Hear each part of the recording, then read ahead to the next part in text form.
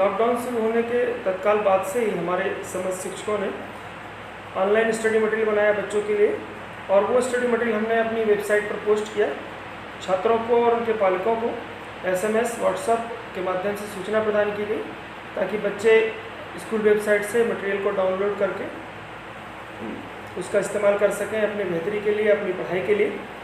छात्रों और उनके पालकों का भी हमें परम सहयोग मिला। इस दौरान समस्त शिक्षक लगातार बच्चों से व्हाट्सएप ग्रुप के माध्यम से और फ़ोन के माध्यम से बच्चों के सतत संपर्क में रहे हैं। 10 जून के बाद जब शिक्षकों ने फिजिकली रिपोर्ट किया, उसके बाद 15 तारीख से हमने ऑनलाइन क्लासेस शुरू की। उन ऑनलाइन क्लासेस में भी हमारे यहाँ छात्रों की संख्या उपस्थिति अच्छी खासी है। लगभग 80%, 75 से 80% छात्र हमारे जुड़ते हैं ऑनलाइन कक्षाओं में। दूरस्थ क्षेत्रों में रहने के बावजूद भी पालकों का इस मामले में जागरूकता बहुत अच्छी है और सभी शिक्षक पूरे लगन से पढ़ा रहे हैं। और छात्रों का भी जो प्रेजेंटेशन है, छात्रों के जो होमवर्क हैं, वो सभी ऑनलाइन आते हैं। गूगल फॉर्म्स, गूगल क्लासरूम इत्यादि का उपयोग भी हमारे शिक्षक साथी और सभी लोग कर रहे हैं। वाइस प्रिंसिपल और प्राचार्य के लेवल पर लगातार हम क्लासेस का ऑब्जर्वेशन भी करते हैं। तो ऑनलाइन के माध्यम से पढ़ाई ठीक चल रही है। हाँ, परंतु ऑफलाइन के बराबर पढ़ाई होना शायद इस परिस्थिति में संभव नहीं है, क्योंकि दूरस्थ क्षेत्रों में कुछ जगहों पर नेटवर्क और बिजली इत्यादि की समस्याएं भी रहती हैं। जब छात्र लौट कर आएंगे तो उनके लिए हमने कोविड-19 से जो नवोदय विद्यालय समिति, मिनिस्ट्री ऑफ होम अफेयर्स और स्टेट गवर्नमेंट्स के जो भी डायरेक्टिव्स होंगे उसको पालन करते हुए जो भी सुविधाएँ होंगी वो सारी विद्यालय में उपलब्ध कराई जाएंगी, ताकि छात्र विद्यालय में आकर अपना अध्ययन कर सकें। जब तक छात्र विद्यालय में नहीं आते हैं तब तक वो घर से ऑनलाइन पढ़ाई कर रहे हैं और हमारे अधिकांश छात्र ऑनलाइन जुड़े हुए हैं और हमारे समस्त शिक्षक उन्हें सतत मार्गदर्शन प्रदान करते हैं। धन्यवाद। जवाहर नवोदय विद्यालय कोरबा में कोविड-19 के संकट को देखते हुए विद्यालय 19 मार्च 2020 को बंद कर दिया गया था। इसके बाद समिति से प्राप्त निर्देशों के अनुसार 15 जून से हमारी ऑनलाइन कक्षाएं प्रारंभ की गईं और इसमें सभी बच्चों से व्हाट्सएप ग्रुप में जुड़ने के लिए कहा गया। जो बच्चे किसी कारण से व्हाट्सएप ग्रुप में नहीं जुड़ पाए, ऐसे 14 बच्चों को स्टडी मटेरियल प्रिंट करके बाई पोस्ट या बाई हैंड उनके घर तक पहुंचाया गया। इसी बीच में सभी छात्र छात्राओं को के पेरेंट्स को विद्यालय पहुंचकर पाठ्य पुस्तकें लेने के लिए कहा गया। उनमें से अधिकांश विद्यार्थियों के अभिभावकों ने विद्यालय पहुंचकर पाठ्य सामग्रियों को लिया। अभी भी लगभग 48 बच्चे ऐसे हैं जिन्होंने पाठ्य पुस्तकें प्राप्त नहीं की हैं। उन सभी बच्चों को बार बार विद्यालय द्वारा फ़ोन किया जा रहा है कि आप अपने पालकों को भेजें एवं विद्यालय से पाठ्य पुस्तकें प्राप्त करें। विद्यालय में कोविड-19 से बचाव के लिए सभी सुरक्षा उपाय किए जा रहे हैं। विद्यालय में प्रतिदिन स्प्रे मशीनों द्वारा आसपास के इलाकों की साफ़ सफाई की जाती है। विद्यालय में टचलेस मशीन भी है, जिसमें बाहर से सभी आने वाले अपने हाथ धोकर साफ कर सकते हैं। ऑनलाइन के माध्यम से बच्चों का टेस्ट भी लिया जा रहा है, उसमें अधिकांश बच्चे उपस्थित हो रहे हैं। कुछ बच्चे व्हाट्सएप द्वारा भी अपने जो हैं उत्तर प्रेषित कर रहे हैं।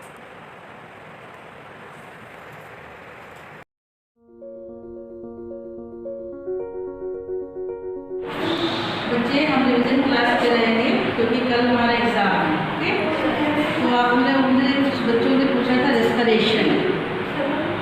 ओके, तो रेस्पिरेशन क्या है? Respiration is the process of oxidation of food. Respiration is the process of oxidation of food. So, molarity is defined as the number of moles of solute dissolved in 1 liter of solution. The expression can be WB upon LB.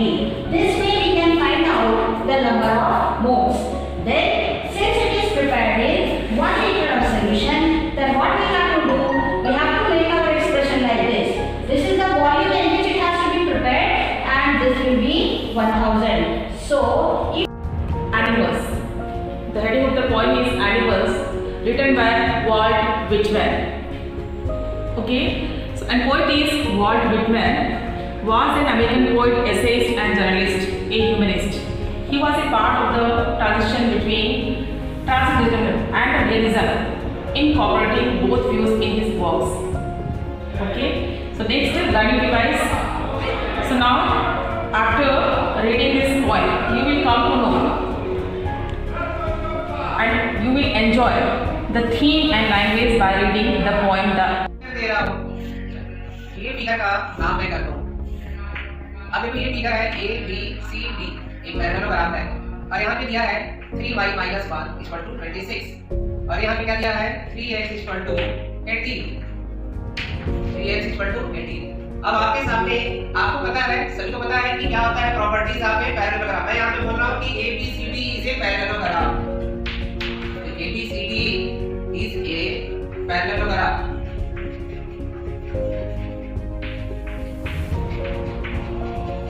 ABCD is a parallelogram. What is the property of the parallelogram? What is the property of the parallelogram? Yes. चलो.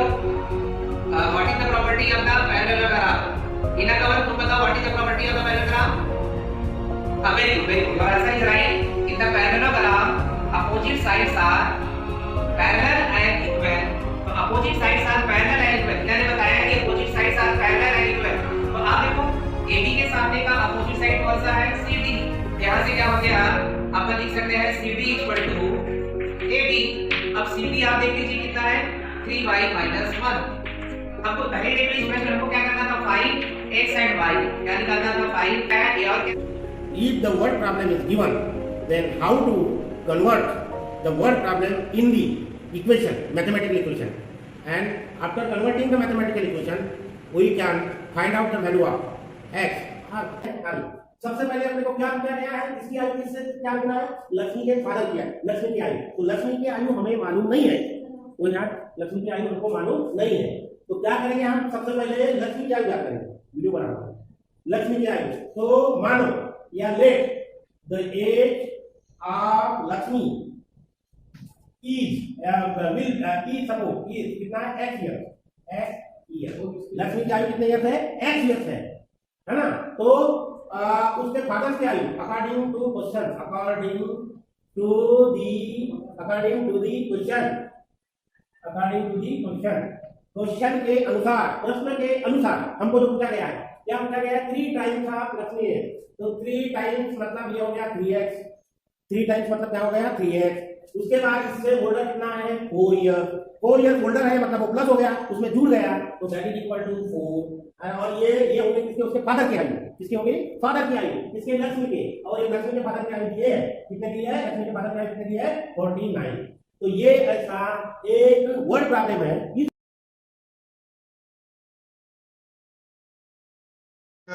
10 जून को नवोदय विद्यालय समिति के आदेशानुसार विद्यालय में reporting हुई और उसके पश्चात कोविड-19 के पालन नियमों का भारत सरकार द्वारा बनाए गए नियम एवं नवोदय विद्यालय समिति के गाइडलाइन के अनुसार मैंने उन छात्र छात्राओं को जिन्हें पुस्तकें प्राप्त नहीं हो पाई थी, टेक्स्ट बुक लगभग 300 से 400 छात्र छात्राओं को 15 से 20 हज़ार टेक्स्ट पुस्तकें प्रदान की।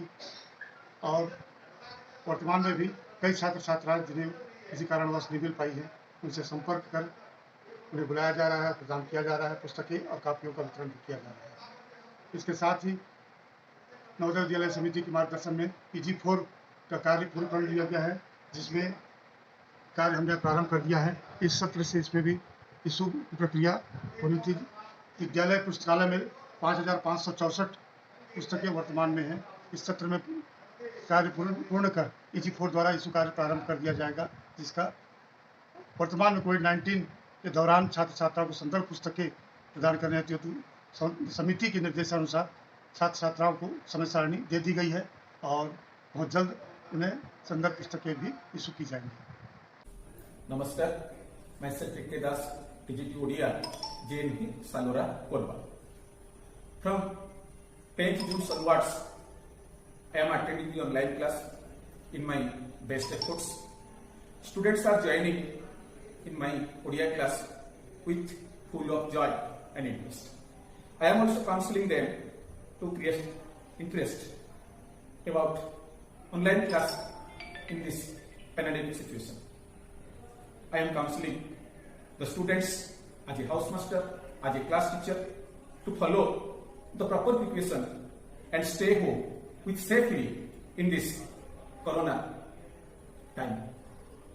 COVID-19 pandemic situation is very tragic time to our country. I request all my dear students to follow the proper precaution. Time to time, as a housemaster, as a class teacher, I am positively counseling and morally boost up my students. Students also show their positive response. And in last, I am also thankful from core of my heart to NBS headquarters and regional office NBS Bhopal for their noble guidance and provide time to time proper instructions. Thanks to NBS RO headquarters and NBS RO Bhopal. Our virtual classes started very late due to COVID-19. After some times, when our class started, I personally prefer that it is almost the same as our real classes, the same interaction with teachers, clearing of doubts, and many more. Sometimes we get some technical issues or network problems, but we can cooperate with it and enjoy our classes. Everyone, I am Priyanshu Yadav of class 12th. In this pandemic where everything is struck, the only thing which is not hindered is our education and our studies. This is only possible because of the appreciable efforts of our teachers.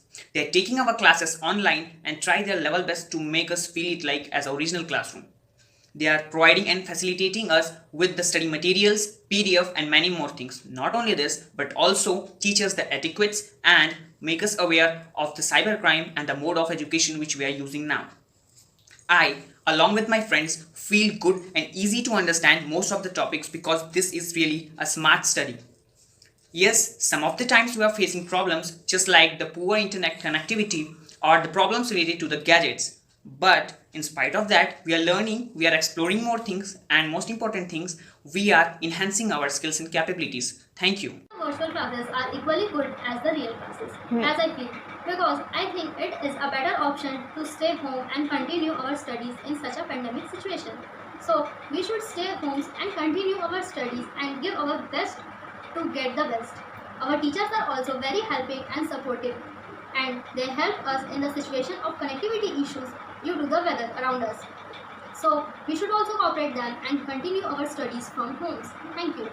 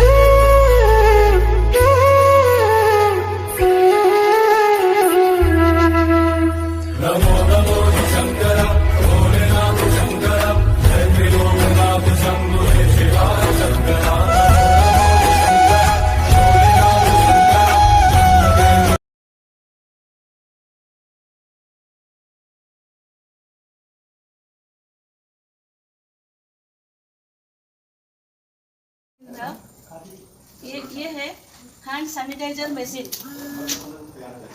और ये है spray machine. ये है छोटा वाला spray machine कोविड-19 के लिए। और ये है इंफ्रारेड थर्मोमीटर। डेली हम ये थर्मोमीटर से स्टाफ वाले के बच्चे जो क्लास लेने के लिए आते हैं उनका हम टेम्परेचर लेते हैं।